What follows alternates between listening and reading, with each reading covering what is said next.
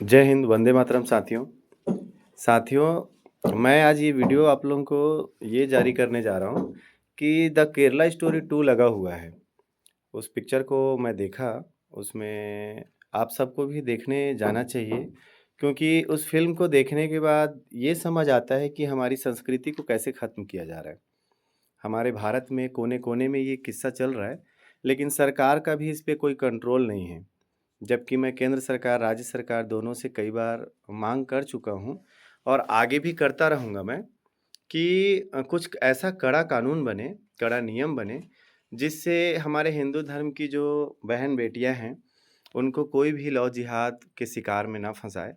क्योंकि धर्मांतरण बहुत तेज़ी से बढ़ रहा है और हम सबका ये कर्तव्य है कि हम अपने यहाँ जितनी भी लड़कियाँ हैं, उनको भी ये फ़िल्म देखने के लिए प्रेरित करें, ताकि वो देखने के बाद ये शिक्षा लें और सबक लें कि हमको कभी भी किसी भी मुस्लिम युवक के किसी भी बातों में नहीं आना है।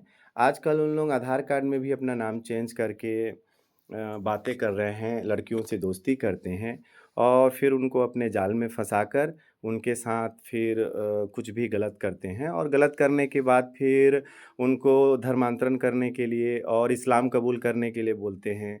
कहीं न कहीं वो उनके परिवार से उनको दूर करने की कोशिश करते हैं और इस तरीके से फिर हिंदू धर्म खतरे में रहता है और कहीं न कहीं धर्म का नुकसान होता है। हमारे यहाँ से लोग कहीं न कहीं कमज़ोर हो रहे हैं और लगातार ये देश में ये गतिविधि चलते जा रहा है, लेकिन सरकार का इस पे नियंत्रण नहीं है।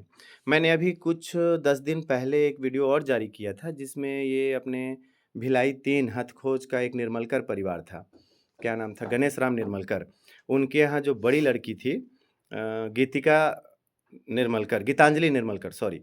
गीतांजलि निर्मलकर, वो एक मुस्लिम लड़के के जाल में फँस गई और उस लड़के के कारण वो लड़की अपने ही माँ-बाप को वहाँ पर उल्टा-सीधा बोल रही थी।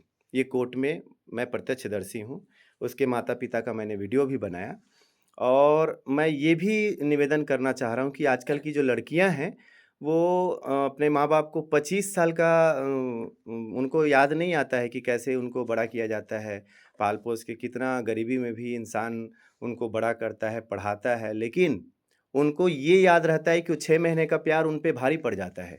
तो उनको भी ये सब चीज़ सोचना चाहिए, शर्म आनी चाहिए उनको भी कि प्रेम करना गलत नहीं होता है, लेकिन ऐसा प्रेम भी किसी काम का नहीं है, जिससे माँ-बाप का दिल टूटे और किसी पे इस तरीके से देखिए, माँ-बाप का दिल दुखा के आप जाएँगे कहीं पर भी कहाँ खुश रहेंगे आप बताओ?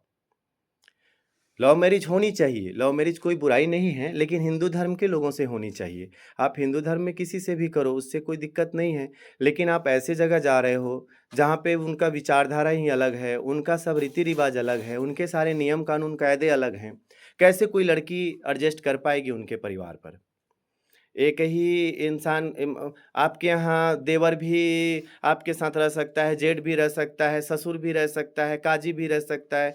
तो ऐसी लड़कियों के ऊपर अत्याचार हो रहे हैं और उसके बाद भी उनको सब ये ज्ञान होते हुए भी उनके यहाँ चले जा रहे हैं।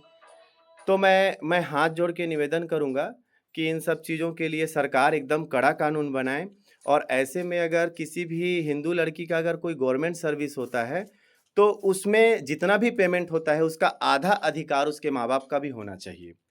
कोई भी मुस्लिम लड़का आया, लड़की को उड़ा के ले गया। तनख्वाह है 60,000 पूरा तनख्वाह पाएगा वो? जीवन भर कोई पाल-पोस के बड़ा किया और तनख्वाह कोई और पाएगा, तो ये गलत है ये।